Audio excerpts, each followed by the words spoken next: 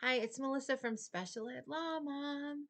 I have joined a bunch of Facebook groups lately, and I keep seeing similar things that are coming up. And so I wanted to address one of them. There happens to be situations where a parent will ask for an eval and then nothing happens. And then like 6 months later, they're saying, they never did an evaluation, or they're telling me they just need a little more time to see how my child's doing.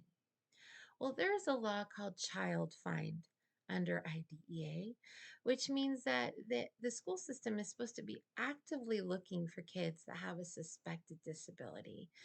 And they're supposed to test them in all areas of a suspected disability, and they can find them, or you or a grandparent or a neighbor or a teacher or another parent can let them know, and they're supposed to act on that. But there are certain things that trigger them acting, and one of them is the parent has to sign a consent to evaluate form.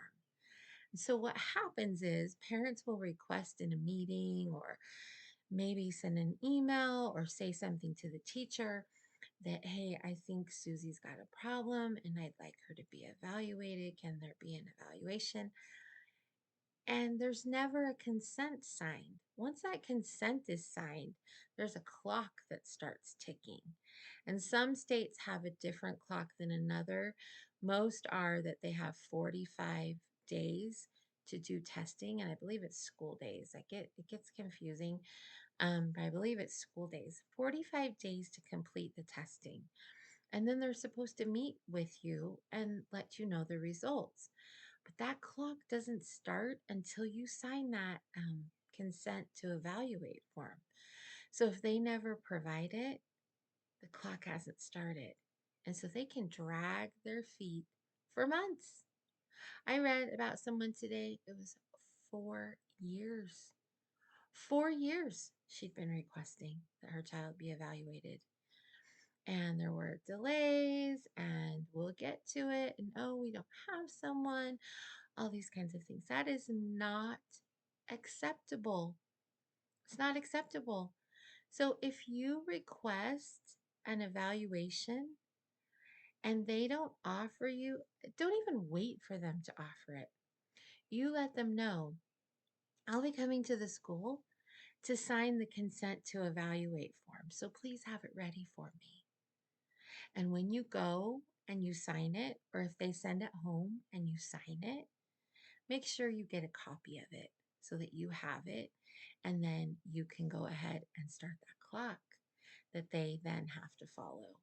And if they don't follow that clock, then you have grounds for all sorts of complaints. You have grounds for a state complaint about compliance and denying meaningful benefit, denying meaningful participation.